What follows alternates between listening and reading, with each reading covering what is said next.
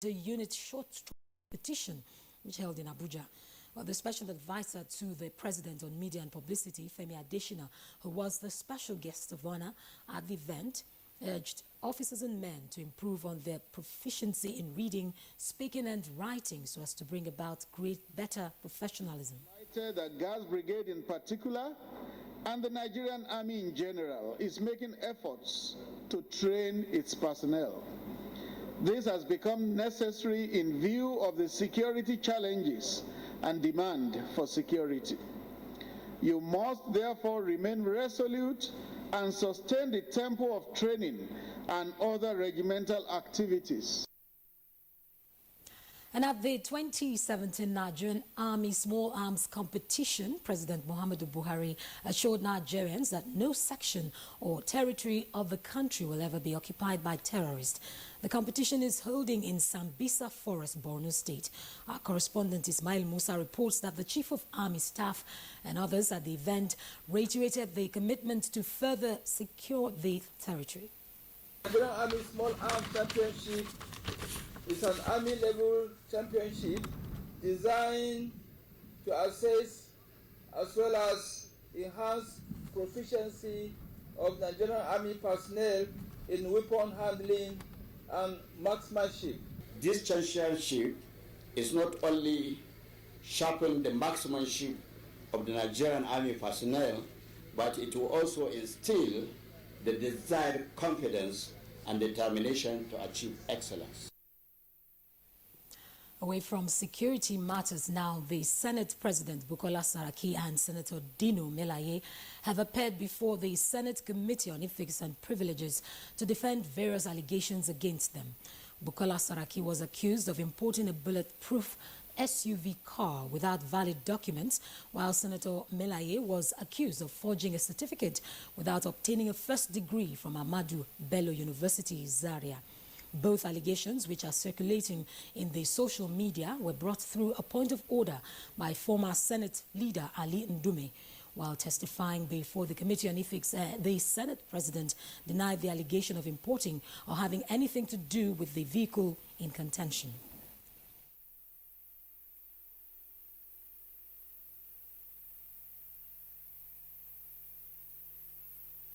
I'm not an importer.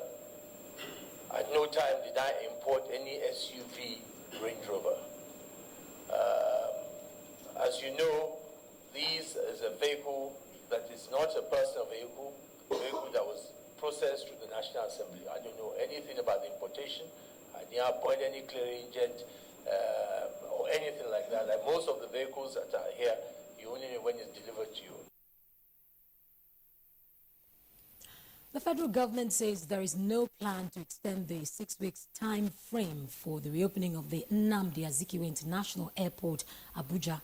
Minister of Information and Culture, Lai Mohammed, and the Minister of State for Aviation, Hadi Sirika, restated this in Lagos at an interactive session with members of the Aviation Round Table.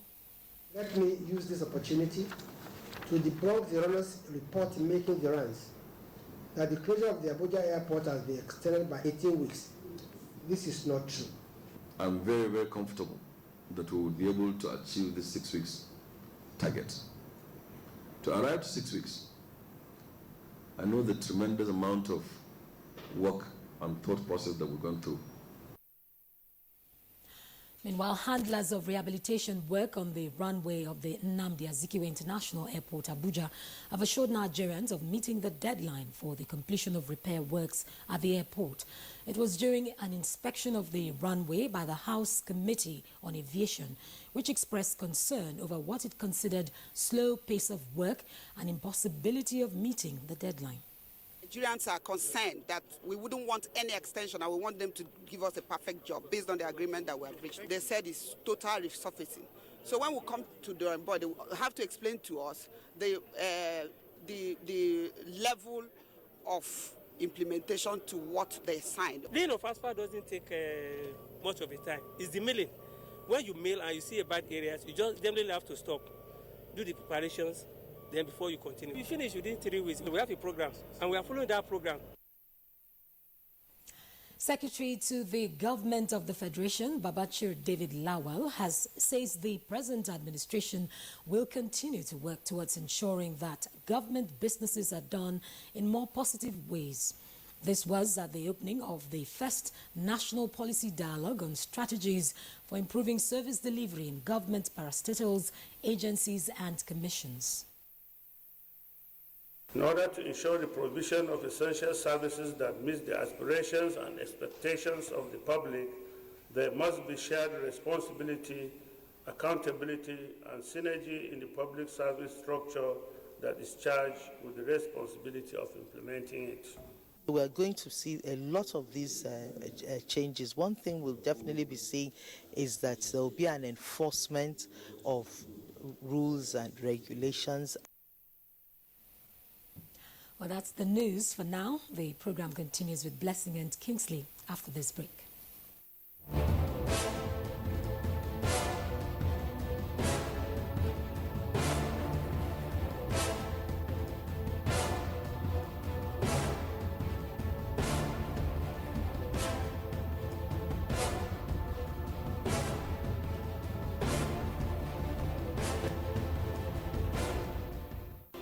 If you hear a bomb explosion or gunshots of an active shooter, that might be a terror attack.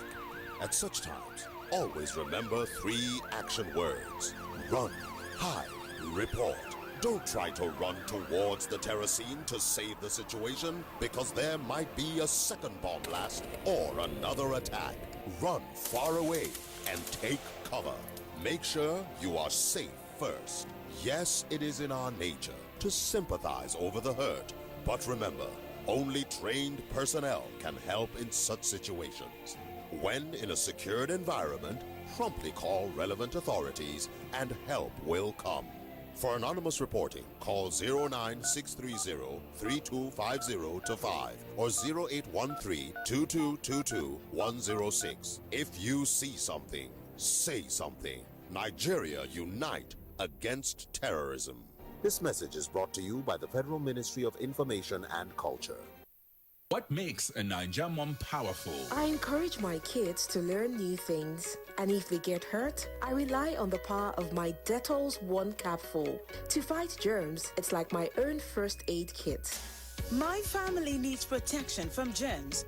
I use the power of Dettol's 1 capful to disinfect surfaces and clothes to keep them clean and safe from germs.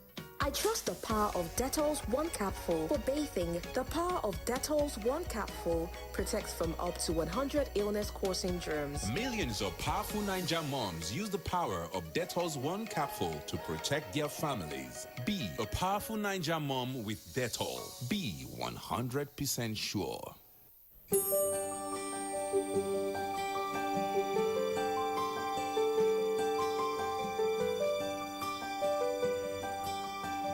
Before, Usan are very, very difficult. Before now, on our way with that guy 6 o'clock, 7 o'clock, on our Abalaga, Lawa Lule. But government very well rescue mission. The Mepela, Yadem, in a way that English Pike, Yana, Motato, we can buy no Chapa, and never who's a wobbler.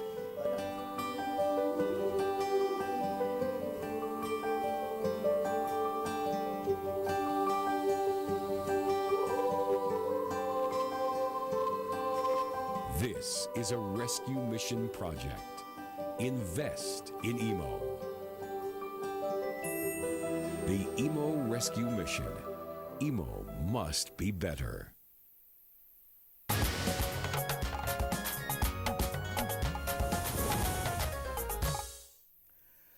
You're watching Good Morning Nigeria. Time now for the business report of the day. Naira receives steam as the Apex Bank orders banks not to exceed 360 Naira in exchange for the dollar.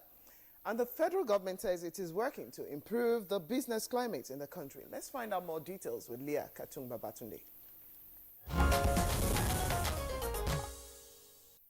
The Central Bank of Nigeria, CBN, has released the sum of $85 million for sale to deposit money banks at the rate of 357 naira per dollar for onward sale to retail end users at not more than 360 naira per dollar for invisibles such as basic travel allowance, BTAs, medicals, and school fees. The bank on Monday, March 27, also offered the sum of $100 million to authorize forex dealers in the interbank wholesale window to meet the request of genuine wholesale customers. Disclosing these, the bank's acting director in charge of corporate communications, Isaac Okoroafo, said the rates in the interbank window for wholesale transactions will still be determined by activities in the interbank market. Furthermore, he disclosed that all banks had also been directed to immediately post the new rate on electronic display boards in the banking halls of their branches, adding that examiners from the CBN would visit banks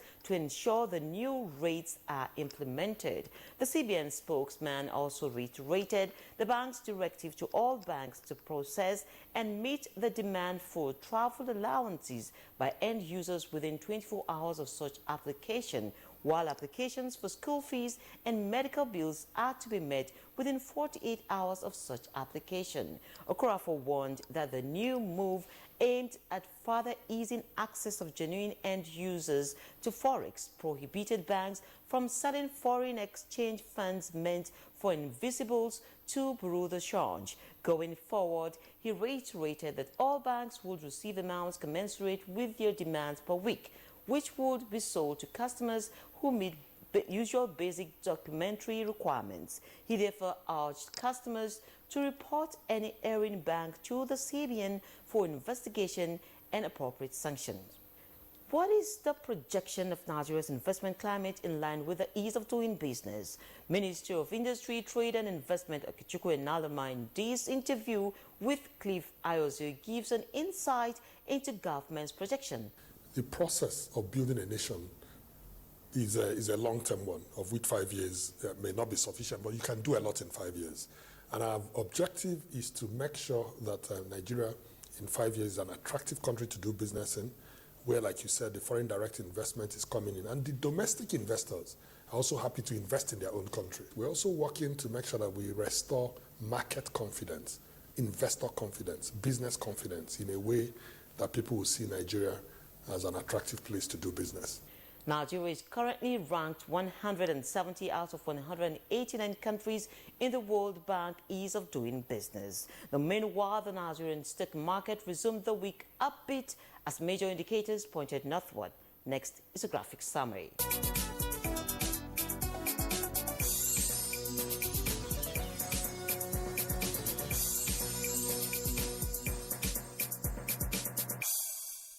With Business News, I'm Lekatun Babatunde.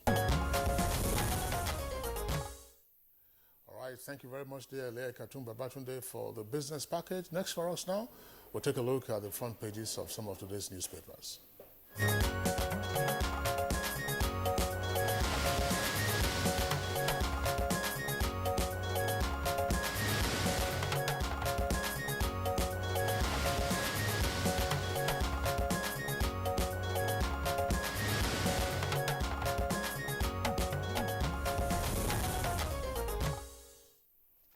Yes, Bayo Atoyebi, who's ready to do the review with us again today. Good morning to you, Bayo. Thank you, Blessing. Good morning. Good morning, Kensley.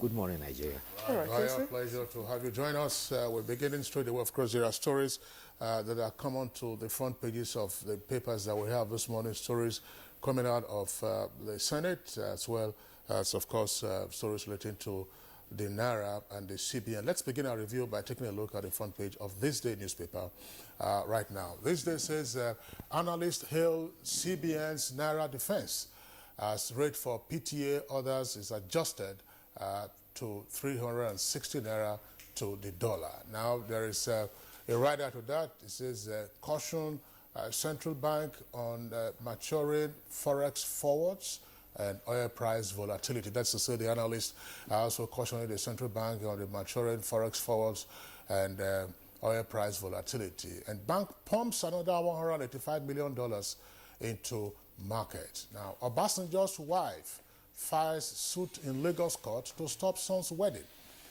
That's a family issue, and the details, of course, can be found inside the paper. Then NGF, Melrose was duly engaged for Party Club reforms. NGF stands for the Nigerian Governors Forum.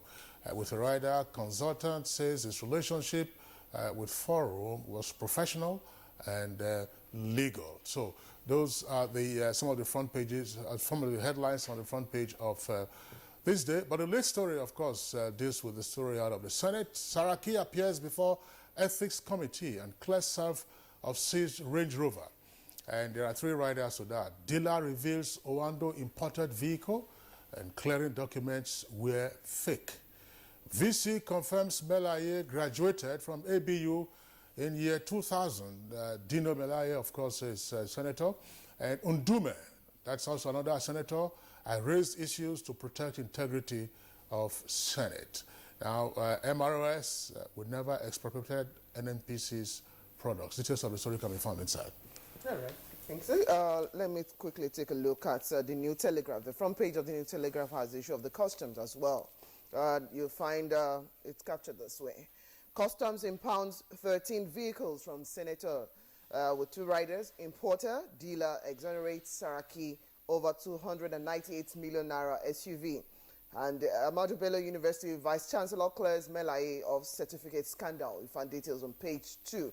But just above that, this windows of story, the Obasanjo's wife sues ex-president over son's wedding. That's what you find on page 2.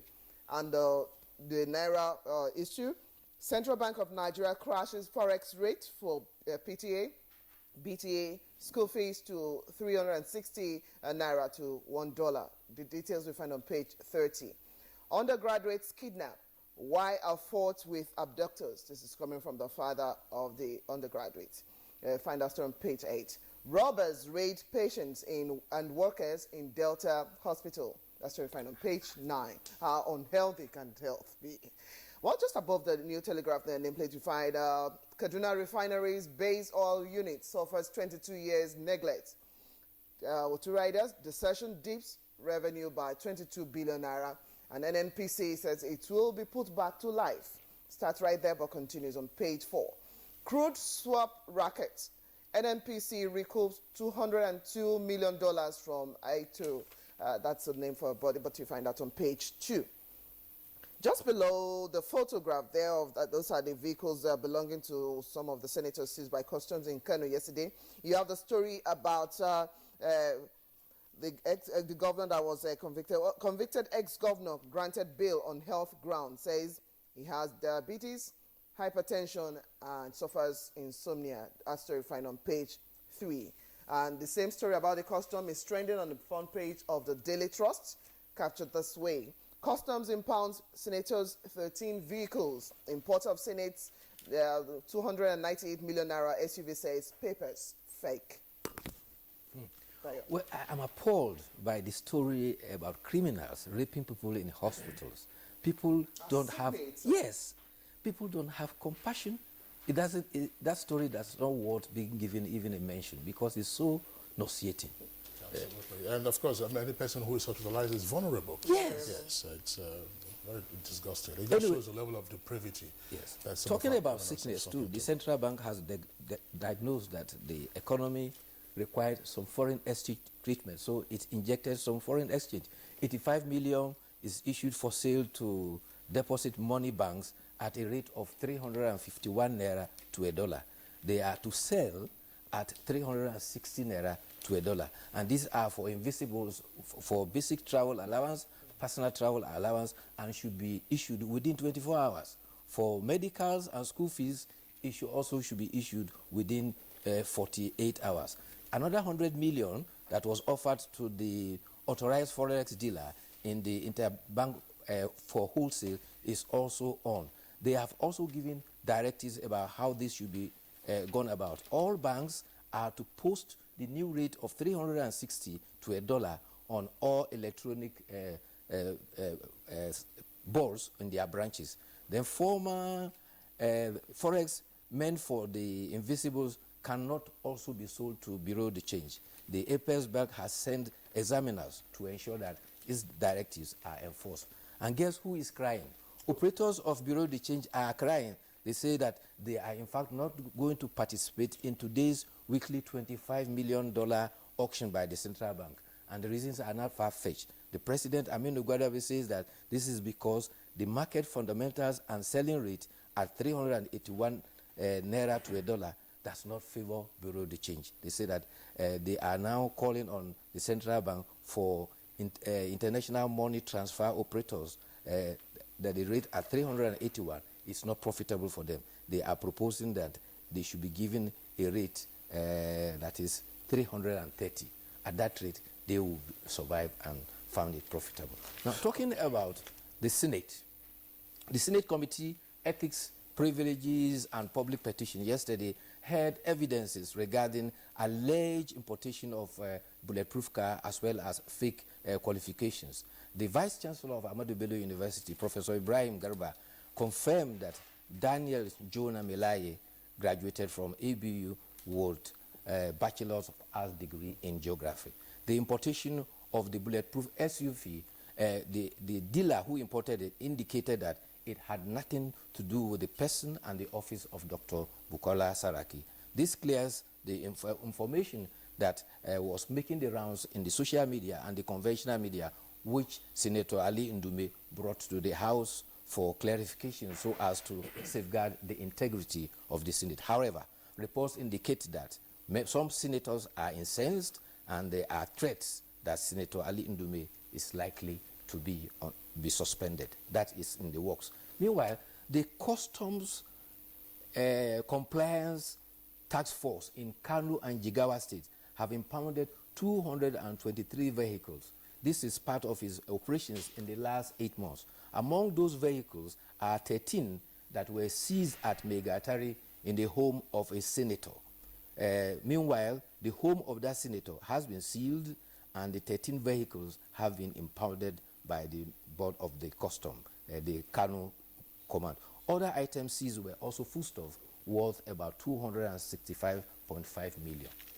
All right, Bayo, thanks a lot. I'm sure we'll get to hear more from the Senate Ethics and Privileges Committee with regard to the issues that it's taking evidence on regarding the Senate President as well as Senator Dino Melaye. Of course, I'm sure that we're also aware that there's litigation already with respect to the publication that he didn't graduate from ABU. I think he has instituted a libel suit in that respect. But of course, some of the details obviously will continue to emerge, in the days ahead. Let's return to the Authority newspaper as our next to consider. Federal government to borrow $6.1 billion to complete rail projects. Federal government to borrow $6.1 billion to complete rail projects. And then the second lead story below the photograph on the front page says, herdsmen block road and rob commuters in Delta. Herdsmen block road and rob commuters in Delta. And above the name plate of the Authority newspaper, there are 3 other headlines there. 2 of them will take. UTME, that's the matriculation exam. JAMB mobilizes rapid team to tackle registration hitches. That's on page 4. And Bayo already discussed this in part. Customs Service intercepts 5,000 cartons of banned drugs in Lagos. One of the stories I took from the New Telegraph is just below the nameplates for the Daily Trust. Former Adamawa governor, that's Bala Nglari, convicted. 2 prison officers are being queried over fake health reports. That's what we find on page 4. Just moving down, okay, let's move down the front page of the Daily Trust. Below the photograph, of course, the photograph now you have Senator Bala, I beg your pardon, Senator Binta Masigaba, Chief of Army Staff, Lieutenant General Tuku Buratai, Minister of Defense General Mansur Danali, retired, and Borno State Governor Kashim Shettima. Listen to the General Commanding Officer of the Nigerian Army, Brigadier General Victor Ezugu, inside the Sambisa Forest at the opening of the Nigerian Army Small Arms Championship at the Sambisa Forest in Borno yesterday. To the other stories, Senate plots Ndume's suspension. That's what we find on page 3.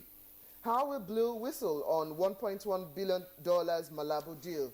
That story is on page 8. And 5 directors sacked, staff redeployed at Pitad. Okay, Bayo, let's... Yes, the story about former governor of Adamawa, Bala Ngilari, is causing a lot of ripples. He was convicted for 5 years on 6th of March. After about 22 days, he has now been granted bail for 100 million with 2 sureties in the amount. But the controversy arising from there is that a letter was written from the prison to the court to say that his health condition was critical. He has high blood pressure, he has high level of sugar level, and also was suffering from insomnia. That letter was dated on 23rd. Another letter from the same prison to the headquarters say that the man is healthy and the prison has facilities to take care of his health conditions. And so the high command of the prisons is inquiring about the mystery about surrounding that. Meanwhile, the Abuja runway reconstruction has scaled the halfway of the 6 weeks that is meant to be done. 40% of work is confirmed to have been completed so far. This was a brief that was provided to the House Committee on Aviation that visited yesterday. They are saying that the markings of 3.6 kilometers runway is completed. Laying of fiber guided for electricity also is on. However, the chairman of the Committee of Aviation, Nkiruka Onyejocha, had expressed doubt about meeting the deadline. This has also been contradicted by the Honorable Minister of Information and the Minister for Aviation, who also briefed the aviation industry in Lagos yesterday. The Minister of Aviation has in fact put his office on the line. He says if the deadline is not met, he will resign. So he's as sure as certain that the airport will be completed. Yeah, that's interesting to hear, except perhaps we should add a caveat that in the absence of any act of God before the 19th of April. I mean, quite clearly, I mean, yes, Abuja is not susceptible to earthquakes or earth tremors. Assuming on the 17th of April there's a tremor that affects the roadway that's already been worked on. In fact, the site engineer said there's a 19-point program, and they are following it diligently, and they are very much in absolutely. The story is also on the front page of the leadership, and then we also took it in our bulletin this morning with respect to the fact that there is no extension of the April 19th deadline, that further works will continue after the airport has been reopened on the 19th, and that's the way it should be. I'm just slightly concerned about the rendering of the story of the former governor of Adamawa. You say it's already been convicted. Yes. You are granting him bail for 100 million naira. The circumstances are quite strange, though. He was convicted. He has appealed his conviction. Yes. I'm not sure whether there's been a stay of execution, but these are circumstances surrounding his health, which the court felt was very critical. That's fine. At what point do you grant bail? And then, bail with 2 shorties or with 1 or more shorties? After being convicted? Absolutely. Those are issues. All right. It's the way the story has been rendered. All right, so that's blessing. That's the much we can take, with regard to this part review. Bayo, thank you for being with us today. Thank you for having me. All right, so that does it for our newspaper review segment. We'll take a short break now. When we return, of course, we'll be dealing with our principal item for discussion this morning.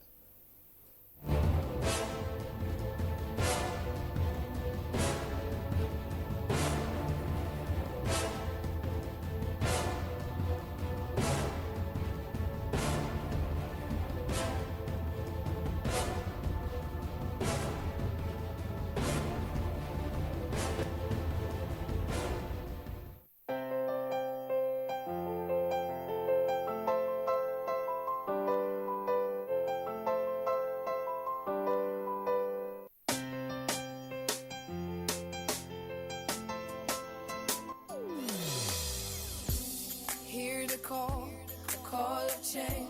Stand up, Nigeria. Change is here and it's going to stay. Change begins with you. Oh yeah, make we go. Go so let the change begin from within. Look at you, oh Gerula. Change begins with you and me. Change begins with me. Change begins with me.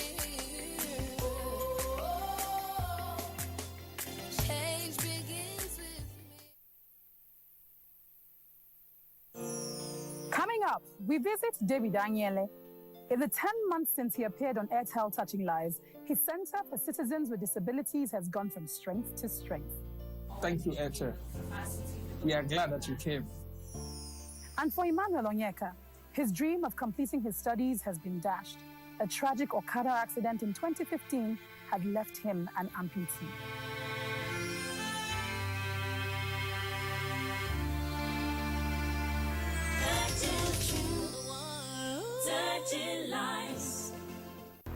NTA Properties Investment Company Limited, a subsidiary of the Nigerian Television Authority, specializes in creating comfort in all areas of life, such as real estate investments, that is, land, houses, and office spaces, mass leasing, savings and loan scheme, household items and car loans, and so much more.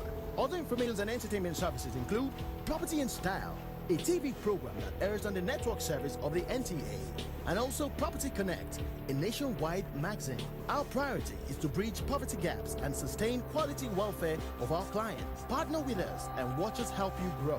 Pay us a visit today at the NTA headquarters permanent site, Area 11 Garki, Abuja, or our Lagos office at number 15 Awolowo Road, Ikoyi, Lagos. For more information, visit our website on www.ntaproperties.com.ng, or you can email us on ntapic2000@yahoo.com. Call us on 080-2316-3474 or 080-6939-5185 or 070-3189-0555. NTA Properties Investment Company Limited, the much needed help at your doorstep.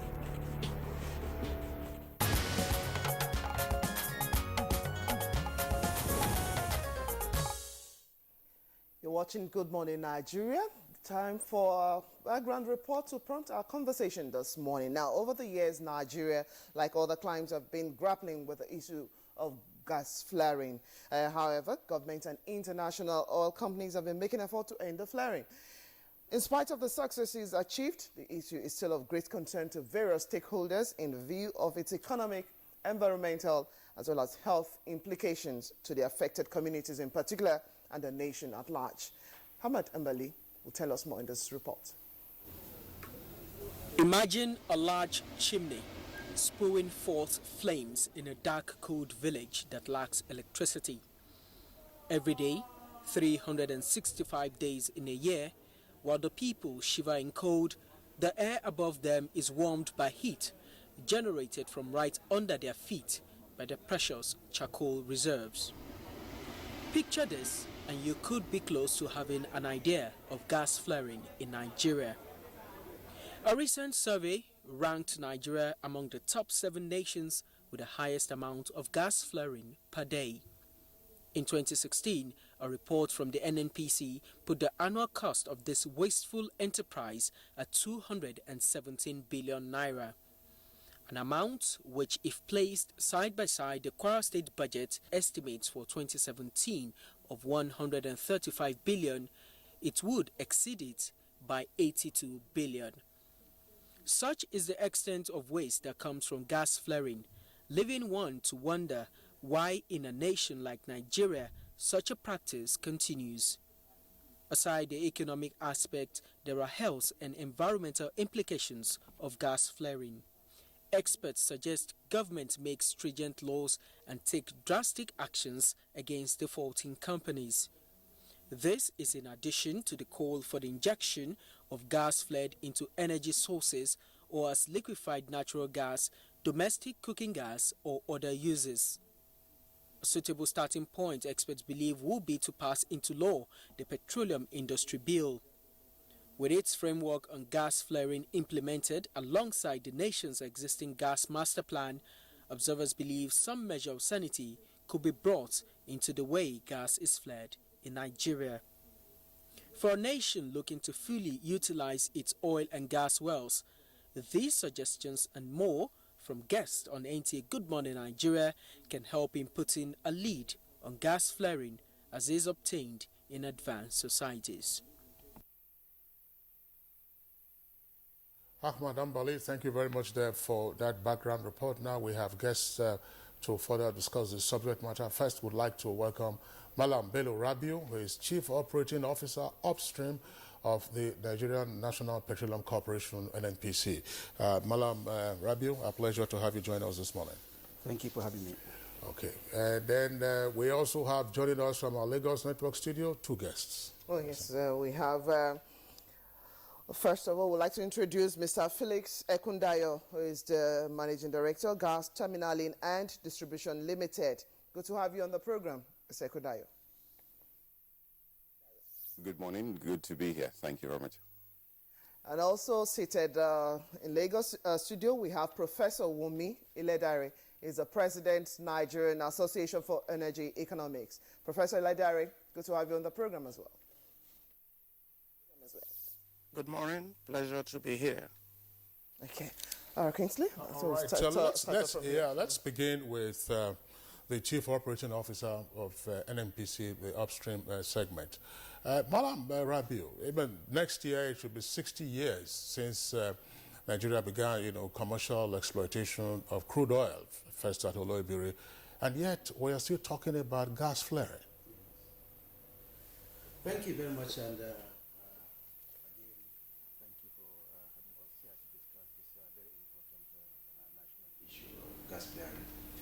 Well, gas flaring is an issue that has a tremendous economic and environmental impact, but it's something that had started with oil production globally. More than 150 years ago, gas flaring had been on, and it's still on in many countries. But the advantage we have here now is that we have done a lot in Nigeria to reduce gas flaring. The best you can do anywhere is to reduce it to the barest minimum and ultimately not have any routine gas flaring. In 2006, about 10 years ago, Nigeria was the 2nd largest flaring nation in the world. Today, we are number 7, as indicated in the report. So we have gone a long way in reducing gas flaring in Nigeria.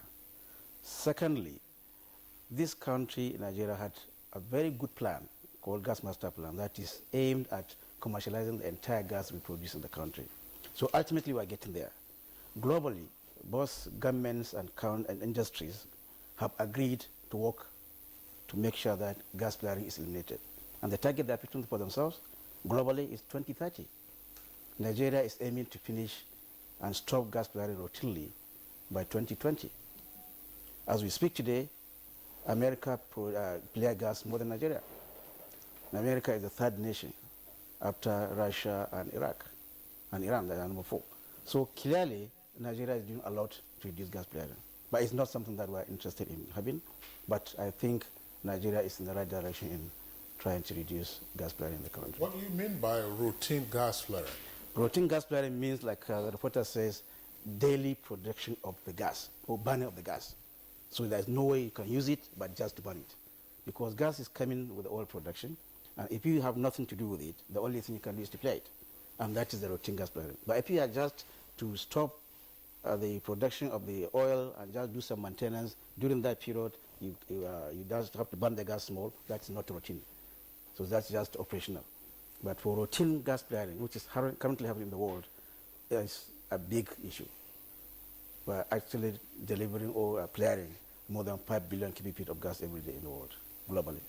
In Nigeria, we're flaring less than 700 million scope. All right, Malam Rabiu, for practitioners, at least experts in the industry, what kind of practice is done with such associated gas world over, at least for those who have stopped the flaring or at least have continued? Is it to talk about re-injecting such? Why are we not catching on that effectively? Yes, and we're doing that as well. There are many ways of using the gas. The problem with the gas is not like oil, you cannot easily store it. So once you produce it, you have 4 or 5 ways of using it. You can either inject it back into the reservoir, if there's space to inject and put it there. You can also commercialize it by processing it and exporting it and selling it, or using it for power generation, fertilizer production, petrochemicals, many other things. In fact, the most important energy resource in the world. So why are we not pushing in that direction? It requires a lot of money. That's the only problem. If we can do it now, basically everybody can do it. But it takes a lot of money to process and bring it to market. That's the only problem. So if you have that opportunity, it's the best thing you can do, because clearly it is also not economical to just allow it to go, because it's a waste. So like the reporter says, it is extremely expensive to be just flaring gas like that. As we speak today, every 1,000 cubic feet of gas is at least about $2 per 1,000 cubic feet of gas. $1, which is about 300 naira in Nigeria today. But you are wasting about 700 million of that. Okay, Malarabi, still with you, and looking at such abundant blessings. Yes. In fact, in Nigerian's gas is being described as an ocean of gas and a speck of oil. Our concentration is much on the oil against the gas that we have in abundance. And since we're even looking at other means of wealth now, as we have dwindling oil prices, even in international markets, is it so much of an expense for us to tackle or to undertake as against the environmental implication, the economic implication, and even the health implications? It is very well, actually, because if you can do it cheaper than oil, you can do that. But it's cheaper to produce oil than to produce gas and process it for utilization. That's the difference. So it takes so much money to process and deliver equivalent of 1 barrel of oil than gas. That's the difference. So Nigeria has a lot of gas. Unfortunately, again, we even had never even gone to export for gas in Nigeria. So all the gas that we have in Nigeria today, which takes us to about number 10 in the world, we never went out to look for the gas. It's in the process of exploration for oil that we discovered gas. And we now have more than 190 trillion cubic feet of gas. So utilizing that gas for domestic and export market is the key challenge facing the country. And that's why investment is required. If we can actually put about $150 billion between now and the next 5 years, you can do that anything. You can get the maximum volume of the gas. And we can move from the current production of 8 billion cubic feet of gas to about 15 billion, almost double. And that's the intention. So key issue is that they need investment.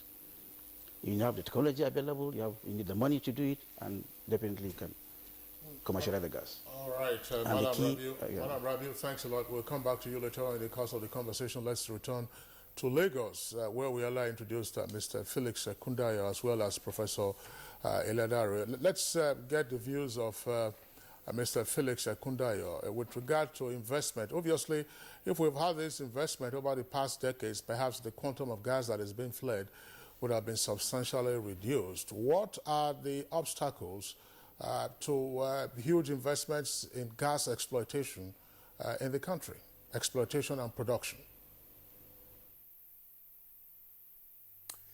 Good morning. Thanks for the opportunity. Listening to Madam Rabiu and also speaking with Professor Ledare off camera, I think even starting with the topic of the day, the focus is on gas flaring, which is a focus on waste, as opposed to, say, for example, gas utilization, which is a focus on value addition and on economic growth activity. Perhaps if we were to look at it in that direction, then to your question, what has effectively limited investment in the gas sector in Nigeria? Often it is because policy in that sector is not very clear. Policy in our sector tends to be conflicted. It is often also treated as a stick approach as opposed to a carrot approach. Madam Rabiu mentioned a figure there of $150 billion in terms of investment for getting gas developments going in the next 5 years.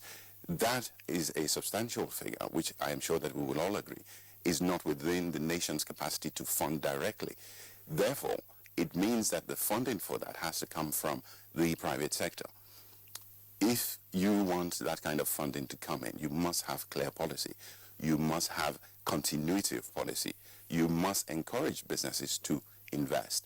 What we have often found is that because there's a lack of coordination of policy, there's a lack of, how should we say, interministerial, interdepartmental cooperation and alignment, that what one ministry or MDA is trying to do often tends to get in the way of what others are doing. Bills, acts such as the Petroleum Industry Bill started off as laudable events, but in the process it became unwieldy. What we need is specific policy documents, bills, acts that follow and actually take an opinion of the industry Where can we help you? What can we assist with? What are the problems that you are facing at the coalface? We need to see more of that in our development and our strive to get gas investment going.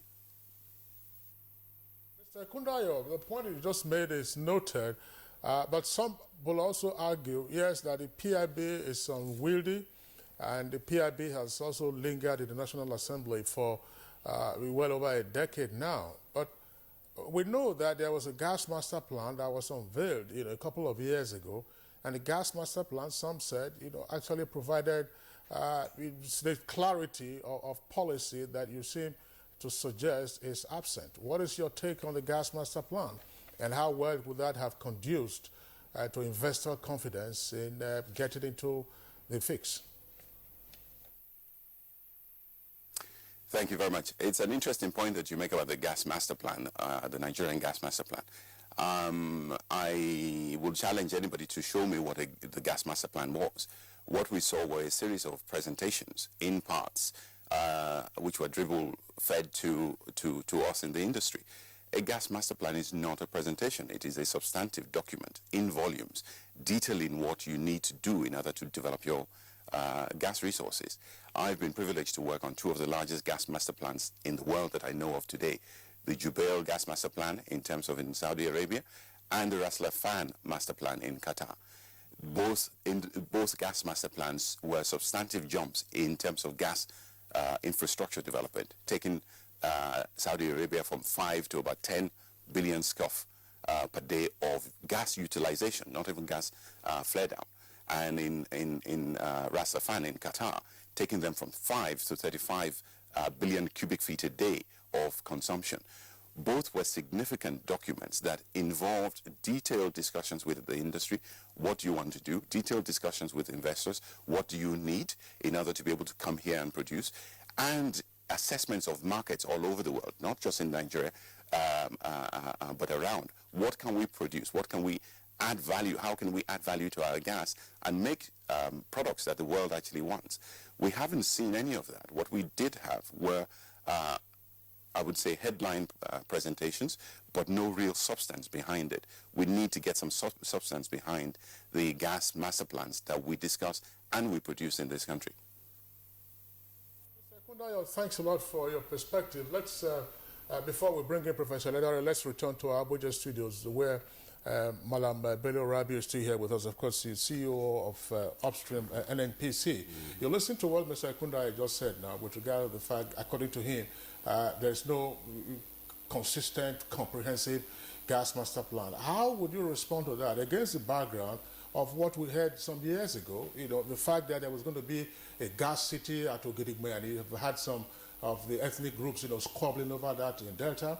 You also had issues pertaining to the gas infrastructure, that is the structuring of the pipelines to transport the gas produced from the various fields, to the need centers, either for petrochemical or for power utilization. Were all this just mere paperwork and headline grabbers? Thank you very much, and I think I will start by the gas master plan. What you were talking about inconsistency was about policies, but gas master plan is a strategic document for the country that was launched. We started it in 2005. It was actually launched in 2010. The gas master plan is a very comprehensive document that was discussed by the entire industry. In fact, it was sponsored by the industry. It was started by NPC, but almost all the companies operating in the country were involved. Of course, NPC led the initiative because NPC owned 62% of the gas in the country. So, but all the companies were part of it, and they sponsored it basically. We paid together to make that happen. That plan aimed to study and understand the issues of gas in Nigeria. And it came up with 4 key critical issues that need to be addressed, and they were all addressed. One is the gas availability itself. We have been saying that we have 197 trillion cubic feet of gas, or 180 trillion cubic feet of gas at that time. But we never sat down to understand what is available and what can be commercialized for utilization. That plan got that one ready, and we knew what we need for all the projects. It was at that point we realized that we cannot put all the projects that we are thinking we can put together and develop them, like all the LNGs. Because at that time, the total consumption in the domestic market for gas was about 300 million scope. At that time, in 2006, we were clearing 2.5 billion cubic feet of gas. So about 8 times what we use in the country is being cleared. So we try to address the issue of availability by making sure that we develop the gas to target the markets, both internal and external market. The second key issue facing the market was the infrastructure. At that time, we had only one major line that takes gas to Lagos, from Escravos to Lagos. And that was the only artery to commercialize the gas for domestic market. The other one is LNG at Boni. So clearly, there were issues of infrastructure to take the gas from the producing area to the market. And that was the second key challenge that we tried to address, and it was addressed. We actually had a gas infrastructure plan for the country, and it was also launched. I agree with him that it was not advertised and it was not seen by everybody, but it's something that we are trying now to codify into the new gas policy. What were the other two issues? Very good. So after the infrastructure, the other issue that we observed at that time was the commercial framework.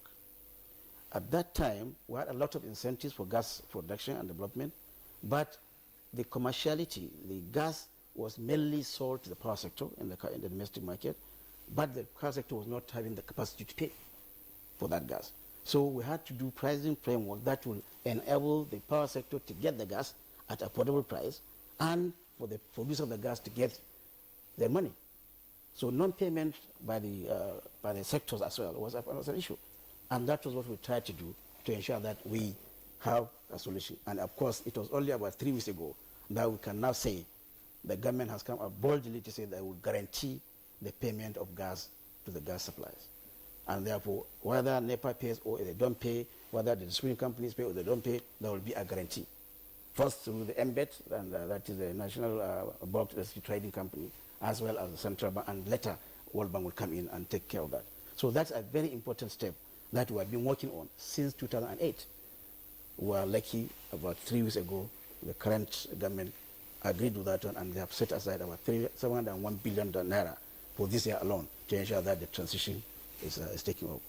And the last aspect of it is the affordability of the market as well. Because there is no liquidity in the market to ensure that every segment takes the gas.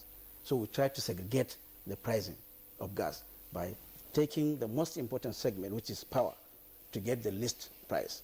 And then the other sectors like cement and others to get commercial price for the gas. So we are going to have aggregate price for gas in Nigeria so that people producing the gas will be assured of getting their own value for the gas they sell. Because every investor will want to have value for his investment as well as appropriate return.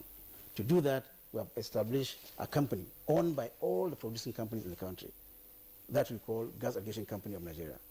That will assure the producers get their own price for gas, and that price also had reached export parity. Because at that time, the price had not even reached that export parity. That will ensure that they prepare to sell the gas in domestic or export, and they have no difference. But now we have reached that level. As we speak today, the gas that we sell to domestic market, even to power sector, about $2.50. We don't even get that value for the export market. And that's the issue we are trying to address at that time. What value do you get from the export It's market? about $1.70 or $1.80. So it's overpriced for the local buyers? Exactly. So by the time we have this infrastructure set up, everything ready, we are going to be competing with the export market.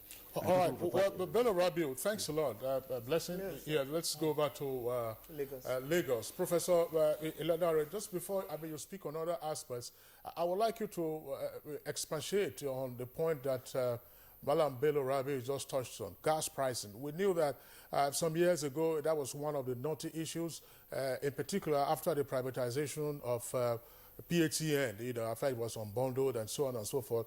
They were talking about, the absence of gas to fire their plants and so on and so forth, that, if the pricing wasn't appropriate, the last administration grappled with it and it's just said now that they've been able to sort that out. But why would it be? I mean, what is the practice worldwide? You are a gas or an oil producing country, and yet, your domestic market gets it, at international price, benchmark. And yet, you also have an NOC, that's a national oil company, which is the NNPC. Does this lead to the distortions that we find all around in terms of the knock-on effect? Thank you very much. It's a pleasure to be here. And Engineer Rabiu, it's nice to see you this morning. The pricing of natural gas is complicated, but we need to go back to have an understanding of why we are where we are before we think in terms of pricing. First, you have two categories of gas. One is associated, and the other one is non-associated. What we are talking about is the gas that is produced with oil. And then you have to look at it from the consideration. First, NNPC is the owner of that gas on behalf of the government. And you have to understand that that gas is a waste product because the license that was given to the international company is to produce oil. And so when you get gas, it's more or less a nuisance. And so that's where we started. And then it has zero value at that particular time because the complaints were not looking for gas. So government has to come in to do something.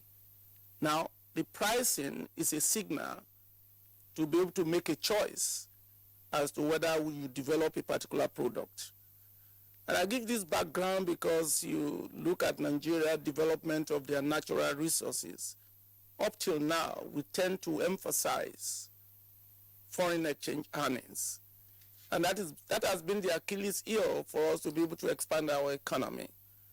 And one must commend the government right now with the gas policy document, which is the first time ever we actually have something that we can debate and have a guideline. Yes, I understand the gas master plan and all the different components of it. But if you really look at the gas master plan, and like the MD said, it's a combination of different presentations. It's not like the gas document that we have now, which you can actually read, criticize, and then evaluate. Now, let's come to gas and the practice worldwide. Natural gas competes with itself for use in terms of gas to power, in terms of industrial sector, in terms of even CNG, in terms of other use. So in that case, you have to do pricing by discrimination, even though the way the gas is produced is about the same, especially if it is associated. And I think Engineer Rabiu touched on to the crux of the matter when it comes to pricing. It begins with the investment to be able to bring the gas to the commercial end. What you need to bring it to an industrial sector is different from what you need to bring it to the gas power plant. And so you cannot have the same price.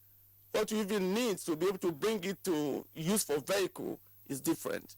So there can be no uniform pricing at the end user. However, the pricing at the well edge is the key to determine what we call the city gate price and the end user's price. So these things are very complex. Of course, also the market for individual components of the industry is also different. One is a pure monopoly.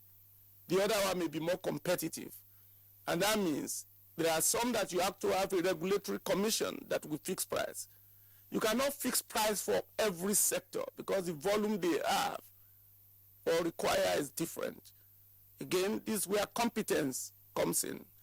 And this is where you need to make sure you develop the manpower capacity, both for the end user who will come and ask for a price and for the government who will authorize the price. What has brought us to where we are is trying to go and climb the ladder from the top without starting from the beginning. And that's why I really support the gas policy document that we have now. Although it's not perfect, but it's a good starting point. You cannot just go and regulate price or determine price without looking at how to bring the resource to the end user. And that's where I think we need to actually look at the framework, subject it to intellectual debate, as well as pragmatic application of what is obtained everywhere else. I also want to, before I go on, You do not necessarily have to price your gas at the international market. I mean, you don't price your labor at the international market. The engineers working in NNPC are not paid the same salaries with the engineer working in Kuwait National Oil Company. So your natural resources could be priced on what I call either a marginal cost pricing or an average cost pricing. So you don't necessarily have to, yes, you are competing with international market, but the value chain you receive locally is not necessarily going to be priced at $1 rate. So you have to put so many things into consideration as to arrive at the commodity price for your local economy. I'm not saying you are not competing, but at the same time, the value added for gas consumed in Nigeria is far higher than when you get the international foreign exchange price, because that's some of the things you have leakages in the economy, because you tend to think that you have a lot of money and let go of your responsibility. So all of these must be put into the consideration when pricing the gas. There must be a fundamental understanding of what goes into determining the price of gas for a local competition or local consumption.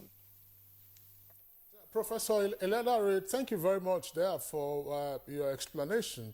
But Professor Eledare, I would like you to consider still, the point made by Malam Bello Rabiu with regard to the discriminatory pricing that we now have. Okay, perhaps the cheapest price index will go to the power sector, and then there's a higher markup for, say, industries, in particular, cement. And we have seen in the past year, 6 months or more, how the price of cement has skyrocketed. First, there was the alibi of the exchange rate of the naira, and now if you were to sell gas at a discriminatory higher price to cement producers, we can also imagine what the implication would be. Does this speak to, the policy dissonance that Mr. Kundaya was talking about earlier? The government has millions of houses in terms of deficit to bridge, and if the price of cement goes up, the price of blocks will go up, the price of construction will go up, the price of delivering a home will go up, and so on and so forth. How can we bring all of this into the policy mix and ensure that, an action being taken in one segment or sector does not then create a negative knock-on effect? Yes, sir. I understand the complexity, and that's why any policy you have are interrelated. However, if you do not pay for the person who is looking for the gas, it's not going to look for it. So what are you going to do? Again, this is where maybe, and I know that we're in a very complex situation where we have economic downturn. In the developed world, that's where you talk in terms of tax incentive, whereby maybe you can suspend royalty payment on tax to make sure that the profitability, even at the low price, is going to be meeting up the requirement for investment. This is where policy is not static, it's dynamic. No, I remember, and I must have given this example before, when the international companies were moving out of the Gulf of Mexico in the early 1990s, the US government suspended royalty payment based on tax and cumulative production. And this is why people cannot just go to the office and be reading papers. You have to follow the dynamics. If you observe that the gas price to the industrial sector is going to be too high because of what the price is required to go and look for gas in the Niger Delta or even the Benue Trough or even the Anambra Basin, then you look at the price of gas at this particular moment and find out if it is too high, it's going to affect the other sector. Then you do something on the government side to create an incentive for them to go and look for that gas, thereby the price that will make them achieve what I call the normal rate of return will not be high. I don't necessarily, you can do what you call a price subsidy. The one that requires the gas, because they are consuming a higher volume, can again pay more.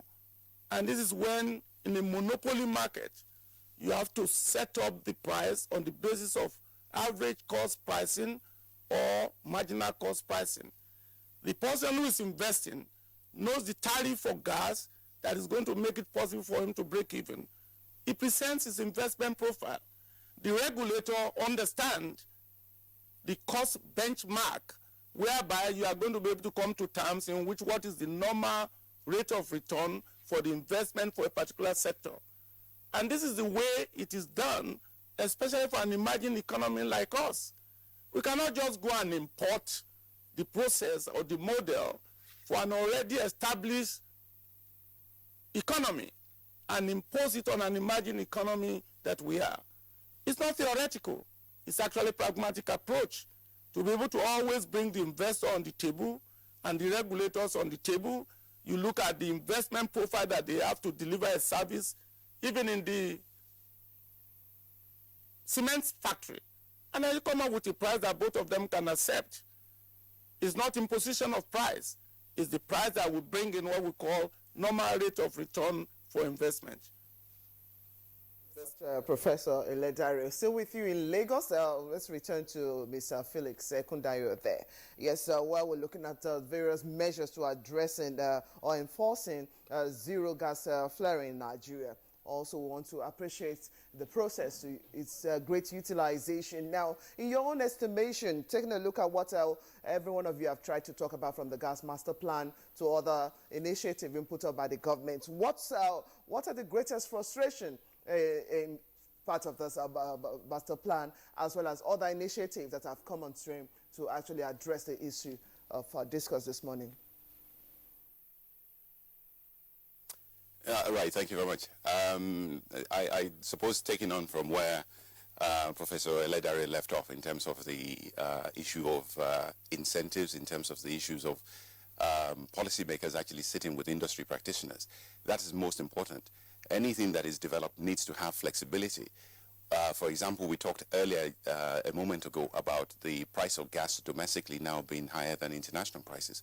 That's because these markets are dynamic. When the policy was set, or when the pricing was set, it was in the way. The international prices were higher. So we need flexibility in a system whereby when the dynamics change, the regulation can also adapt quickly. Our problem tends to be, or our historical problem tends to be, we codify numbers. We end up with numbers that are in documents that are written and cast in stone. It therefore makes it very difficult to go back and revisit.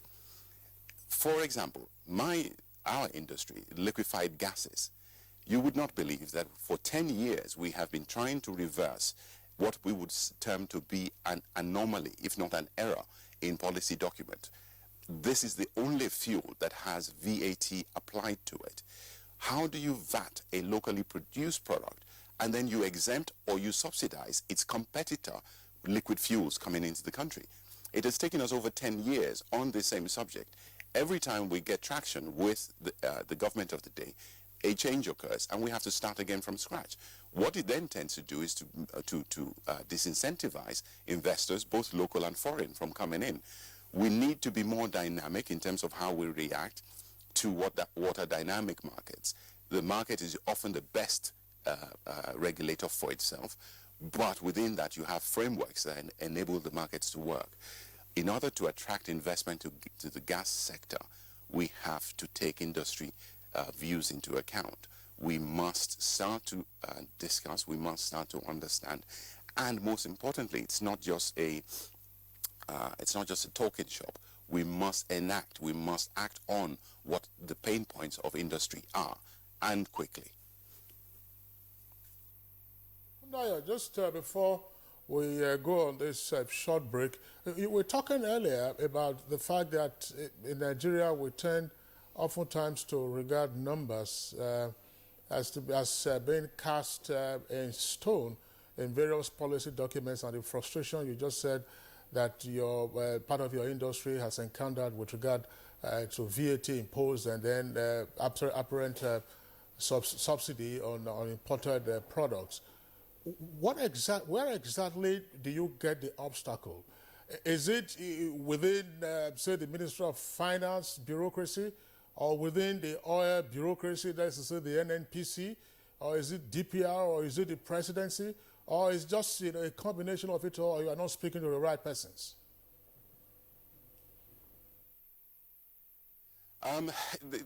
It's not. It wouldn't be appropriate to single or segment out one particular area. And by the way, these things are not acts that are deliberately done. They are simply a confluence of, how should we say, conflicts within different policy aspects generated by different MDAs. What we're saying is that it takes a unified approach. You cannot develop gas policy in isolation. You must talk to all the stakeholders, be it Ministry of Finance, understanding what the incentives are and why the incentives need to be given, be it the customs, be it the Ministry of Petroleum or the regulators. It is a collective action. The waste of resources that we have, we've mentioned the value of gas in the region of $2 to $2.50 per million BTU. For every BTU of gas that we flare, we have to substitute it with 14 to 15 times that dollars per MMBTU, which means that every energy unit of gas we flare, we must replace it with 7 times as much in monetary value to the economy. That's a huge loss. Every $100 million, every $1 billion that we talk about flaring, that's $7 billion of replacement energy that we will still consume anyway. Those kind of numbers mean that we must sit together. We can't keep on at the pace we have been going at for the last 40, 50 years. The waste of resource is tangible in terms of the gas flare side. What is not tangible is what we have lost, the value add to the economy, the replacement fuels that we have had to purchase, the anomaly or the drain on our balance of payments. All of these things are substantive things that are dragging us down as a nation. So it's not really for us to sit here and finger point. It is simply to say, look, it is time now to change approach. If you have been taking a Panadol for a headache for the last 40 years and it hasn't worked, it is about time we change the medication. Thank you very much, Mr. Felix Kundayo. Professor Ledare, Malam Rabiu. We'll go on this break now. When we return, there are reactions already from our viewer who have joined us via our Twitter handle at NTAGM, and keep them coming. We will definitely take a look at them when we return from this break. You're watching Good Morning Nigeria.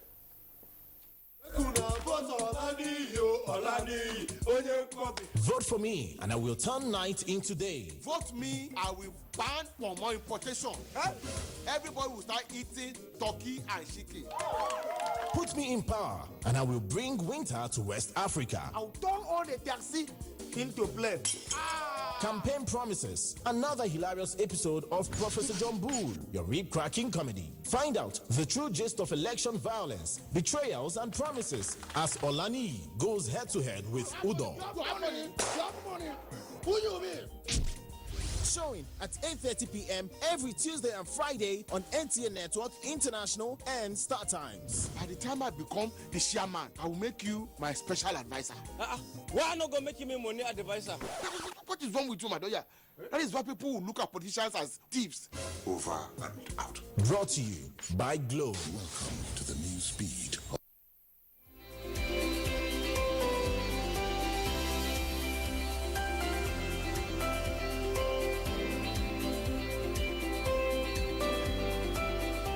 Came into the school, that was 2 years ago. The roofings weren't good. We managed classes. Our machines weren't working. Most of us will come to school with our own seats. Until 2015. Some of the machines are now working. We have electricity in the school. The same building, housing, library, and the computer, that's ICT, was completely renovated. We are not comfortable in our classes now. During the construction, there was a borehole sunk that helped the builders in the building. And so the school is enjoying that borehole now. This is the new Imo State, where education is free. The Imo Rescue Mission. Imo must be better. Whenever pain occurs, you want quick relief. Try new Nurofen Express. It goes to the source of pain and gets to work in under 15 minutes. That's why Nurofen Express delivers fast and effective relief.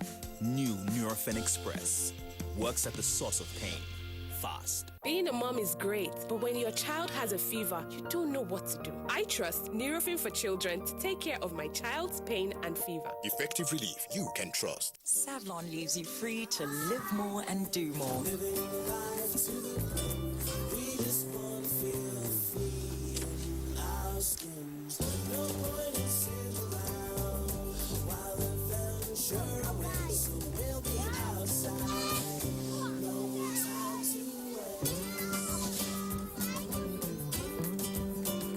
And it's formulated by Johnson & Johnson to kill over 99.9% of germs on skin.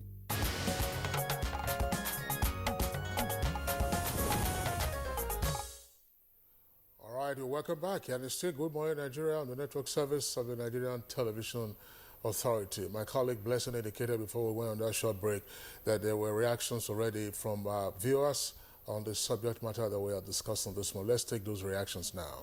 Listen. Yes, start off that of Sani Michael Omako just said, how would hostilities against oil producing companies stop when gas flaring, that is injurious to health, continues unabated?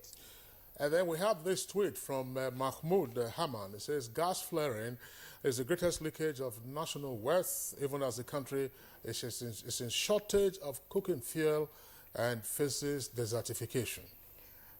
Andrew Ogboro has a tweet. Please tell Malam Rabiu, that is, it is not the amount of money, but the political will is the reason we're still flaring. And Dilly Jack Solomon, apart from economic waste being a consequence of gas flaring, it contains toxicants that can cause pollution and deplete the ozone layer. And another one from Dilly Jack Solomon, it says that inability to harness gas flaring are due to lack of political will on the part of the government and technology to control flares.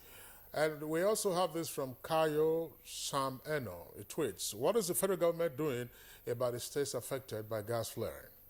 And still with Kayo Sam Eno, it said the compensation money saved in Central Bank of Nigeria.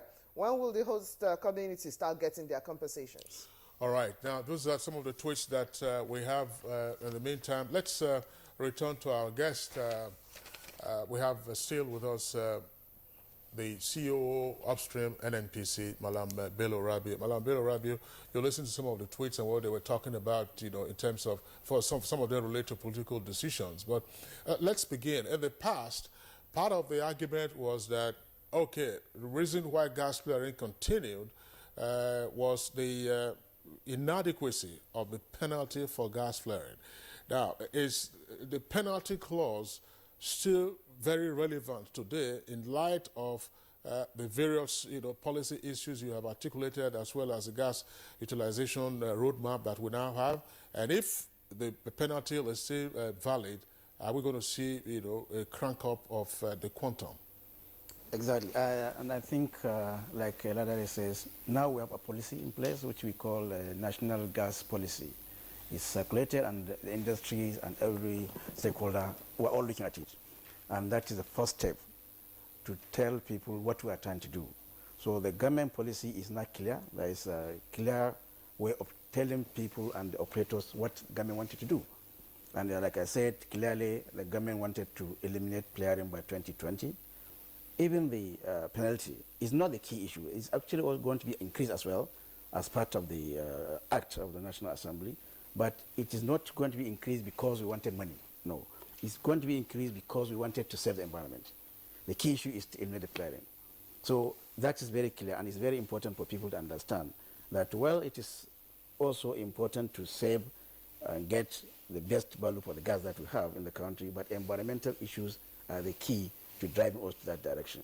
So, and as long as the gas is being played and penalties are being put in place and facilities are put in place to also commercialize the gas, we believe we'll reach that level.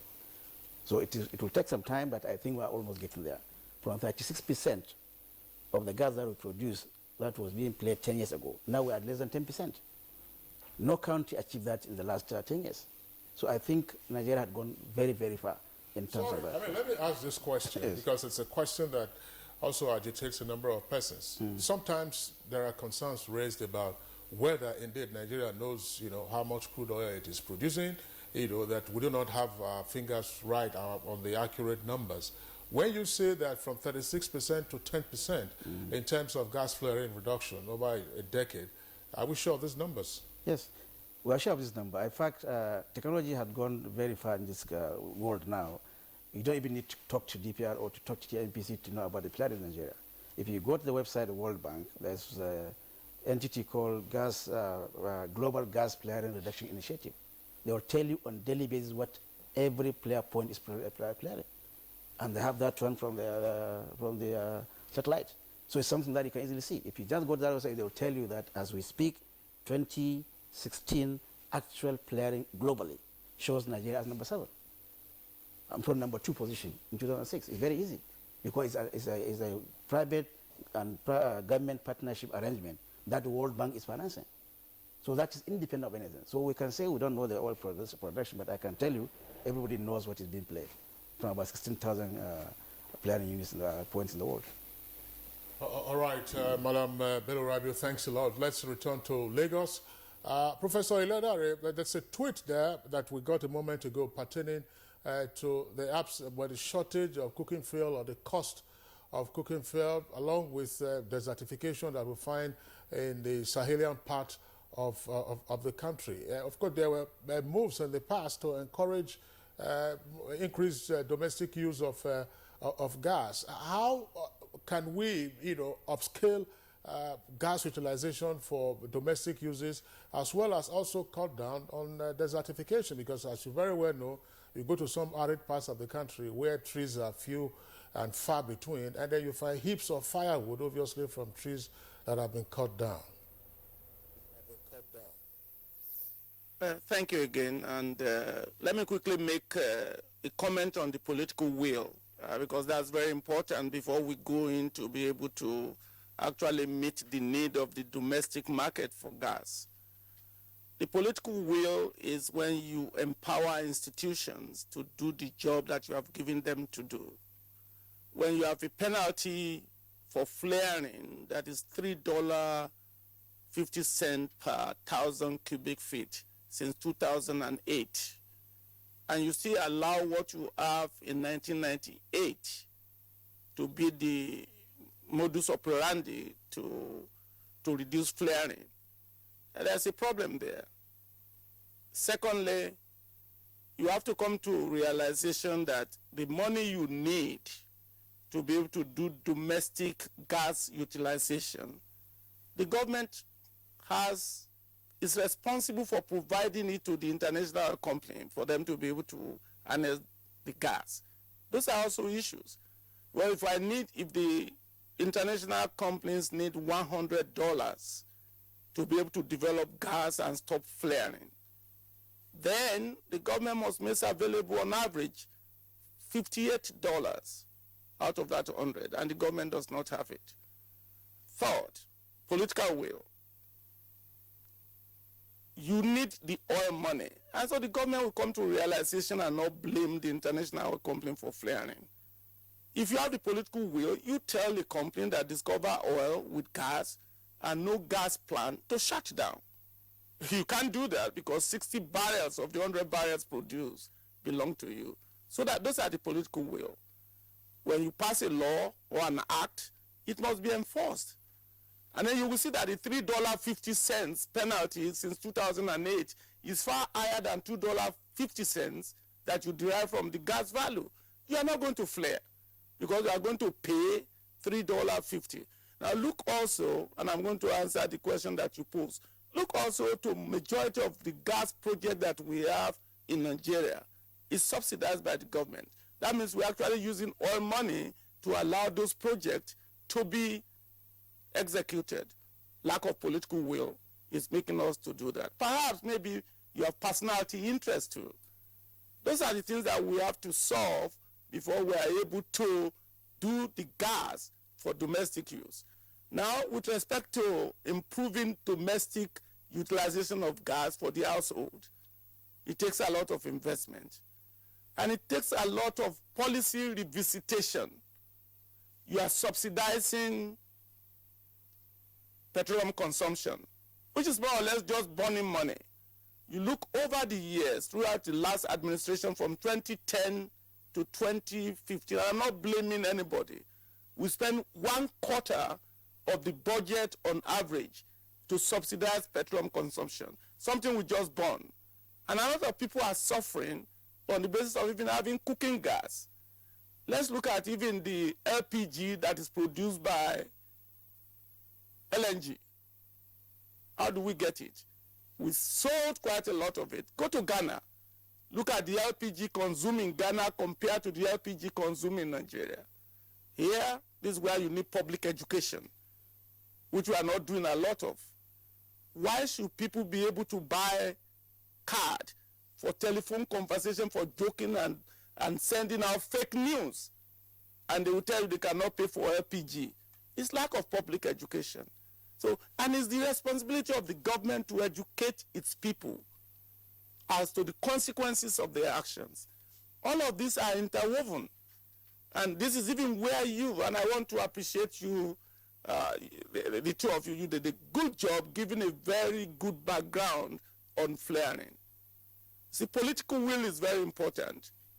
Executing the policy that are put in place by the government is equally important. But the government must empower the institutions that were put in place to do its job. Less political expediency. We must emphasize economic expediency for us to be able to develop the natural gas market for domestic utilization.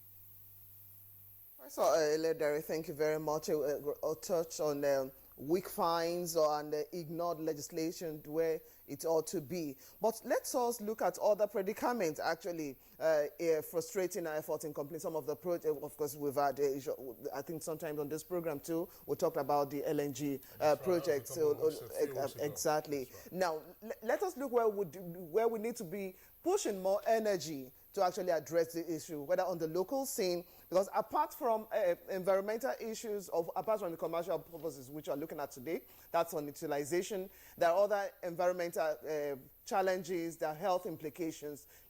How do we begin to put all of this in perspective to actually make those agencies that we're now talking about to actually be on top of their tools to get us the effectiveness we want in the sector? Oh, thank you very much again. This is why we have the governance bill in place. In my opinion, if the governance bill that is as part of the second reading in the Senate is actually pushed forward, some of these issues that you raise with respect to who is in charge of some of these issues will be clear. Right now, we have an amorphous regulatory institutional agencies. The oil and gas industry is heavily penalized because nearly every agency of the government today wants to regulate the oil and gas industry. And we need to find a way to move at that. The institutions that will help us to accomplish majority of the things we want to accomplish in the oil and gas industry is still very weak. And this is what I'll call a fundamental issue that needs to be resolved. The environment, if it is being damaged, we must be able to control for it. And this is where I've always said that the government, when allocating funds to the state, must try to tie it to projects. Unfortunately, we always invoked our constitution as the reason why we cannot do what we are doing. Some of it must be tested to the Supreme Court to make sure that they are just not fallacy. But we don't even do that. So I think this is where the oil and gas policy document, the natural gas policy document, and the fiscal framework document that the government is putting into place is going to help us to address some of these issues headlong. However, there must be, and I want you to listen to me very well, regulatory backing to government policies before they can have teeth. And that is where, in my opinion, this year is very critical when it comes to the oil and gas industry. And then this is my opinion. If we don't do what we are supposed to do with the petroleum industry bill, we are looking at another 2-3 years to be able to address some of these issues, be it environmental, be it economics. You can even see that the oil and gas industry in Nigeria today is not adding significant value to the economy. because they are not geared towards expanding of the economy. We're just getting revenue, sharing it. The oil and gas industry has made us to be a rentier sharing people. And then we can address the critical issues that the oil and gas industry is actually creating, which is environmental degradation. And without a good policy towards resolving those issues, Professor Iledare, let's back up a bit now. We're getting on the home stretch of our conversation this morning. You've raised a number of points, and Felix Akundaya, of course, is still there at our Lagos Network Studios with you. But before I move on to Mr. Akundaya, to also provide his perspective on some of the points that you have raised, you touched on what is, in the view of some persons, a potentially provocative suggestion in terms of the ongoing agitation for fiscal federalism, that the federal government should tie funds allocated to states to specific projects. I'm sure some persons will argue, I mean, you already have basic entities dealing with that, NDDC, for instance, and then they will also argue you have the Ecological Funds Office, which is domiciled with the federal government. Exactly what has happened in terms of the utilization of the funds in that particular office. That's one point, but I don't want us to return to that, I said, because we are, pressed for time. You also spoke passionately about the need to have, a much enhanced regulatory framework. In your opinion, has the Department of Petroleum Resources, which ordinarily is supposed to be the czar of the oil industry, has it outlived its usefulness? Oh, the answer is no. The answer is no. That you give them autonomous in governance, autonomous in structure, autonomous in finance. Yes, you have the Department of Petroleum Industry, Department of Petroleum Resources, but do they have the instrument to be able to discharge their function effectively? Do you allow them not to depend on the people they want to regulate to get what they need to do their job? Those are the issues. For 20 years, I've advocated for an independent, autonomous, structurally organized regulatory framework for the oil and gas industry. Something close to the CBN type of regulator. And for the first time, we have a bill now called the Governance Bill that has a Nigerian Petroleum Regulatory Commission to be able to do this type of job. If we do that, then they'll be able to do their job effectively. They can't even effect the $3.50 penalty on flaring. Why? Because they are not enabled to be able to do their job independently of the industry that they regulate. So you end up with what I call regulatory capture. If you are going to regulate me, but I'm going to provide you the tool to do your regulation, then you're at my mercy. This is what the governance bill is talking about.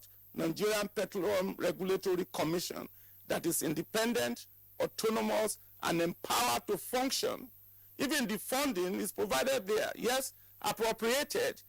But you go and learn from Brazil what they do to regulate the industry there. Go to the Gulf of Mexico to see what they do. The DPR is capable. They have professionals who can do their job well. Have you empowered them? Do you allow political expediency not to dictate the governance and the administrative setup of the industry? The DPR is still relevant because regulation is an important part to make competitive environment to work the way they are supposed to work. You cannot have a capitalist system without rule of law. And that's what DPR does by enforcing the regulations if they are allowed to do it effectively. All right, Professor Ledare, well, thank you. My question actually, when I asked whether, DPR was still relevant, was not to say that, you leave the field entirely open to the players, without a regulator. But some of the issues you talked about now in terms of the provisions in the governance bill would tend to also buttress the fact that the DPR is in need of overhaul, as well as grant of further autonomy and empowerment by the appropriate political authority. Let's bring in Mr. Ekundayo back into the conversation. Mr. Ekundayo, quite a number of issues on the plate now. Let's get your thoughts on each of these ones. Regulation, effective regulation of the industry, incentives to investors for proper gas utilization, as well as your take on whether or not the current regime of penalty for gas flaring has become anachronistic in view of the new gas policy. Thank you. That's quite a plateful to go through. I would like to actually build on what Professor Oweledare has said. The DPR is and has been doing a fantastic job for the autonomy they have been granted. The regulatory capture issue has been a problem for a while. It is the equivalent, I'd like to use Professor Ledare's analogy, it's equivalent of having a CBN as a branch of a larger bank. It is the equivalent of having the NCC as a department of one of the major telecoms industries. We need to move away from that to independently funded commissions with regulatory oversight. It's not so much what the entity is called, it is the powers and the autonomy that they are granted. In terms of the gas flaring penalty situation, the penalty is one aspect. Even if you were to enforce the penalty, even if you were to manage to make these companies pay the penalty, it is still going to be taken out of a pool. There's no value addition in terms of the gas utilization side. We need an environment whereby people are encouraged to make investment in the gas sector. Presently, we have too many conflicting aspects of our overall fiscal policy, monetary policy, all of that, that do not encourage gas development. We have been advocating this within the Industry Association, Nigeria LPGA, and others, Nigeria Gas Association as well, that one of the best ways to coordinate this is through a national champion. We got the most progress in terms of the LPG sector when there was a national champion under Alhaji Jafar Obaki as a special advisor to the presidency, because he could cut through all the issues, all the roadblocks that would invariably occur. You need somebody with high-level access who's an oversight chairman of these programs, of these policies. So if the government says, I want to reduce deforestation, I want to reduce flaring, I want to increase gas utilization, these are all laudable objectives, but they may have conflicting impacts on other policy documents, e.g. Tariffs, import duties, incentives, and so on. You need somebody who can identify all of this and say, look, in the broader objective, in the broader perspective of what we are trying to achieve for this nation, we must act on X or we must act on Y. For example, it astounded us in our industry, the LPG industry, that between 2009 and 2010, rather than reduce tariffs on certain equipment in terms of in our industry, it actually went up from 5% to 30%. How do you have that when you say that you are trying to achieve growth in the domestic sector? It simply doesn't tally. Well, Mr. Ekundayo, thank you very much. I mean, you and the other guests have spoken to very critical issues. I mean, one of the last points he just touched on now, has to be the need, for a better coordination of the various silos in which policies are being generated, either through the national planning or the national economic management team that actually has, a broad overview of these matters. And if you like, Blessing, let's say a team of technocrats who remain within the system, notwithstanding whatever political changes occur, and thereafter, from time to time, would say if you're bringing a new policy idea, somebody will say, look, take this against the background of what went on before, take this against the background of what the Ministry of Finance or the Department of Petroleum Resources is seeking to do, and so on and so forth. Well, let's take this set of tweets, and then, of course, we'll bring the curtain down on today's conversation. Clifford Aguguesi tweets, says we must learn from the saying, waste no waste, and make every effort to put our gas resources, associated or not, to profitable use. Yes, we're talking about usage. There is a tweet from Egwando Tone Jeff. It's actually what you could say a hilarious one, but real sense to what is trying to put up. So the PIB bill, the Petroleum Industry Bill, was sent to Senate when my sister was pregnant. Her daughter is now 10 years old, yet the bill is still not passed.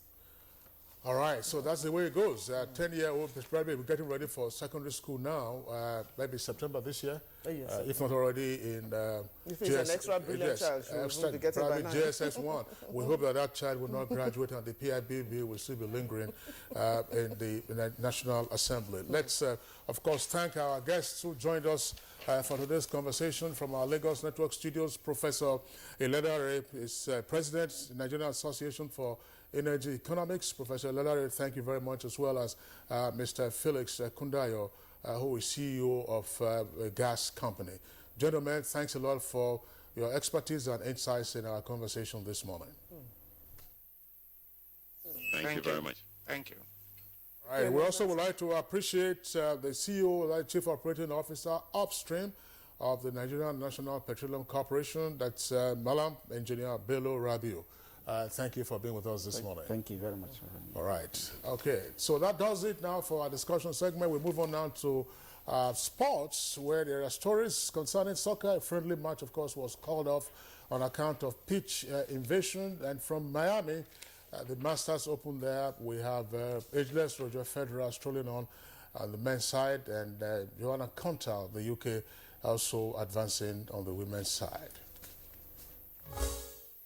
Numerous pitch invasions forced Monday's friendly between Ivory Coast and Senegal in Paris to be abandoned before full time. The sides were level at 1-1 when French referee Tony Chaplin called off the match in the 88 minutes as fans from both sides flooded onto the pitch. Liverpool forward Sadio Mane had given Senegal the lead on 67th minutes from the penalty spot before full ends. Sarik Gohi equalized for the Ivorians just 4 minutes later.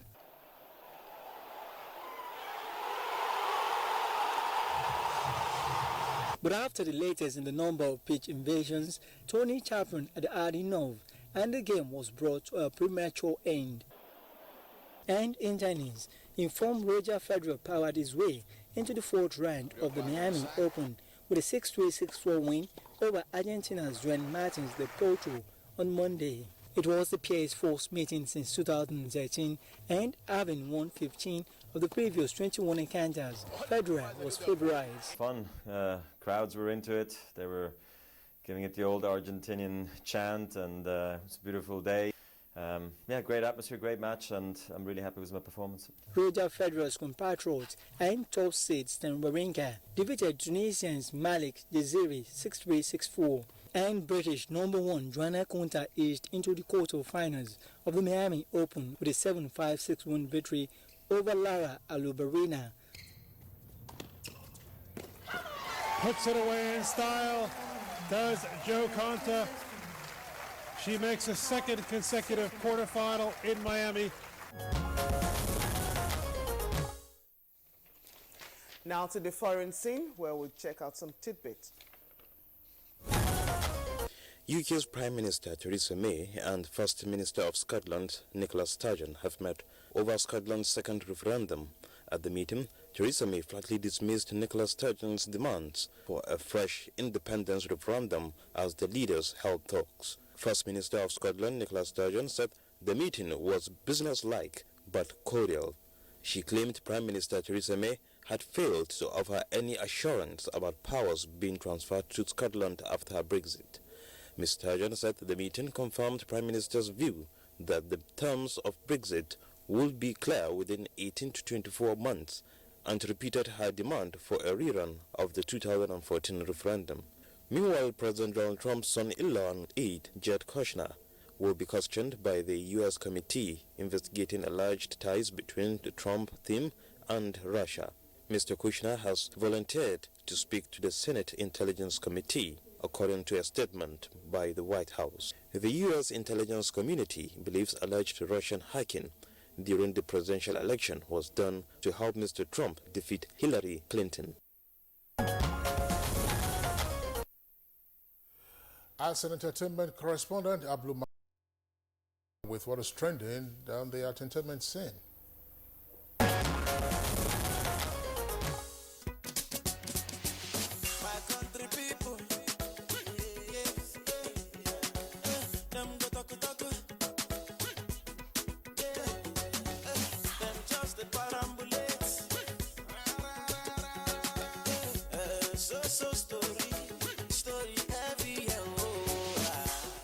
Away from all the jams he has been serving us all year, the Pana Master returns with something quite different, an Afro tune dubbed Rara that is not just fantastic but also has a strong message talking about all the happenings within the country.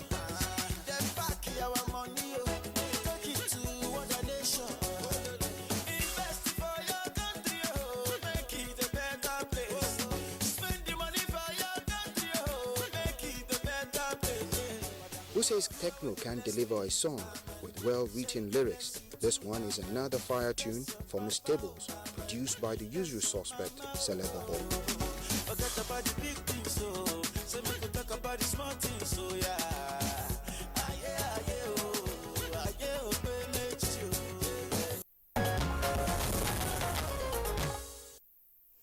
All right, from entertainment, now let's have a quick check on the weather prospect for the rest of today. Hello, good to have you join us on the weather forecast for Tuesday. I am Oluchukwu Anoku. We anticipate moderate dust haze over the northwestern part of the country with visibility of about 3 to 5 kilometers, while the northeast will witness some sunny and hazy conditions. The north central and the southern cities have prospect of partly cloudy to cloudy conditions. In the afternoon, we expect the same weather to prevail over the extreme north, while the part of the central will witness partly cloudy and thundery showers along Makodi, Lokoja, and Ilorin axis. The southern cities have prospects of thunderstorms here and there. I'll leave you with temperature forecast. Thank you for staying tuned. Bye for now.